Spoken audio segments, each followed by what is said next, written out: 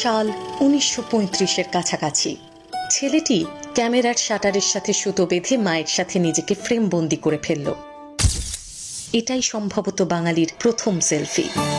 Camera আর ফিল্মের নেশা তার ছোট থেকেই। ছোটবেলার খেলনা ছিল ম্যাজিক ল্যান্টার্ন, মানে বাচ্চাদের খেলার মিনি প্রজেক্টর আর কি।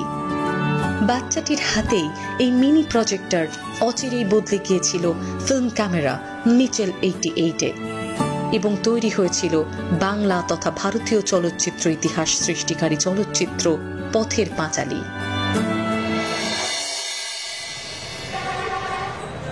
সাল ১৯৪৩। সত্যজিৎ তখন কাজ করছেন ব্রিটিশ বিজ্ঞাপন সংস্থা ডিজি কিমারে, কিন্তু ফরমায়েশি কাজে মন টিকল না শিল্পীর। দিলীপ কুমার গুপ্তের ডাকে সাড়া দিয়ে যোগ দিলেন সিগনেট প্রেসে। কাজ বইয়ের প্রচ্ছদ ডিজাইন। এখানেই হাতে এলো বিভূতিভূষণ বন্দ্যোপাধ্যায়ের পথের পাঁচালী উপন্যাসের শিশু সংস্করণ আমাটির ভেঁপু, যেটা সত্যজিৎকে দারুণভাবে প্রভাবিত করে। পরবর্তীকালে ভারতে জন রেনোয়ারের দ্য রিভার ছবির শুটিং চলাকালীন সত্যজিৎ রেনোয়ার সংস্পর্শে আসেন। পথের পাঁচালী তৈরির বীজ বপন হয় এই সময়ে। পথের পাঁচালী থেকে আগন্তুক, কাহিনী চিত্র, ডকুমেন্টারি, স্বল্প দৈর্ঘ্যের চিত্র সব মিলিয়ে সংখ্যাটা ৩৬। কেবলমাত্র চলচ্চিত্রই নয়, এই বহুমুখী প্রতিভার প্রকাশ সাহিত্য থেকে সঙ্গীত সর্বত্র। ফেলুদা, প্রফেসর শঙ্কু, তারিণী খুড়ো সত্যজিতের সৃষ্ট অমর সব চরিত্র। প্রথম দিকের কয়েকটি ছবি বাদ দিলে তার পরিচালিত বেশিরভাগ ছবির সঙ্গীত তিনি নিজেই তৈরি করতেন।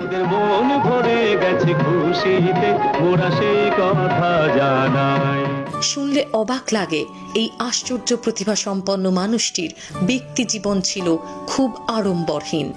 জীবন সঙ্গিনী হওয়ার সাথে সাথে স্ত্রী বিজয়া রায় তার কর্মজীবনেরও সঙ্গী ছিলেন। সত্যজিৎ রায় তার চিত্রনাট্য প্রথম পড়ে শোনাতেন তার স্ত্রীকে। পুত্র সন্দীপ রায় একদিন সত্যজিৎকে অনুযোগ করেন তিনি কেবল বড়দের জন্যই ছবি বানান। পুত্রের মন রাখতে তৈরি হলো গুপি গাইন বাঘা বাইন। সাল ১৯৬৮। পরের বছরগুলিতে সোনার কেল্লা, জয় বাবা ফেলুনাথ, হীরক রাজার দেশে, এমনই শিশু ও কিশোরদের জন্য অনেকগুলো ছবি বানান তিনি। অনেকেই জানেন না, এই অদ্ভুত প্রতিভাবান মানুষটি ছেলেবেলায় জুডো শিখেছিলেন বেশ কিছুদিন। সত্যজিৎ যখন খুব ছোটটি বাবার সাথে বেশ কিছুদিন গিরিডিতে ছিলেন। পরে দেখা যায় তার সৃষ্ট বিখ্যাত